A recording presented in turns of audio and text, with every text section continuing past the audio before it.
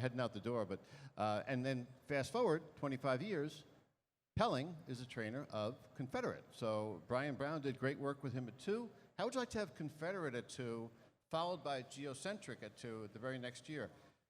That man can get horses ready for the races. Yeah, there's a nice article in DRF about Brian Brown and developing champions at such a young age. Yeah, he really does. I mean, when you have Fear the Dragon and Down by the Seaside in the same year, and they come back and remember Down by the Seaside and Huntsville were in the same year too. Both some beat somewhere. They both had the same record. They won 2 in a Breeders' Crown. So it was kind of easy to get lost a little bit in who the best one was there. But Fear the Dragon kind of owned it early.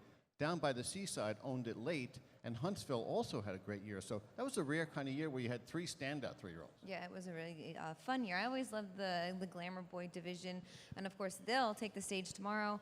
That'll be Confederate, highlighting the #1 horse in North America. All right, we have a few minutes to talk about Race 1. It is a field of 7. It's the Norman Woolworth Memorial Bluegrass Series 2-year-old filly trotters. A field of 7. And, Holly, both you and I land on the 2 in here. 1-2. Chet Armbrough, Tron Sledgehammer, Brian Sears teaming up here. Only 2 starts on the season. Lots of qualifiers, but does have a win under the belt. There's only one person alive who's won a trotting Triple Crown as a trainer and driver.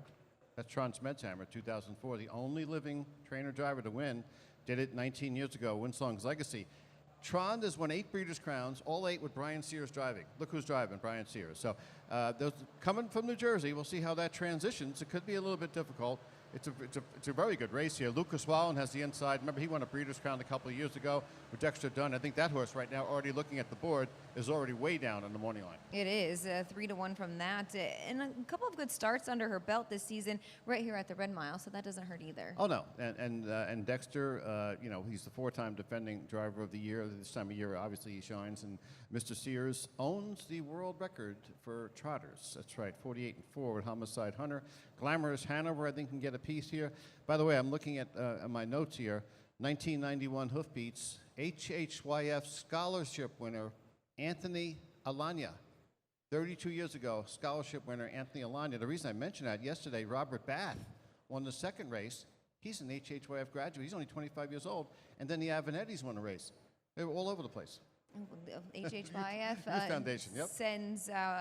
Develops good horsemen. Yes, and Dave Brower was an HHYF graduate too. And of course, Dave Brower, we lost him last year. He's going into the Hall of Fame. He is going into the Hall of Fame. Very much deserved.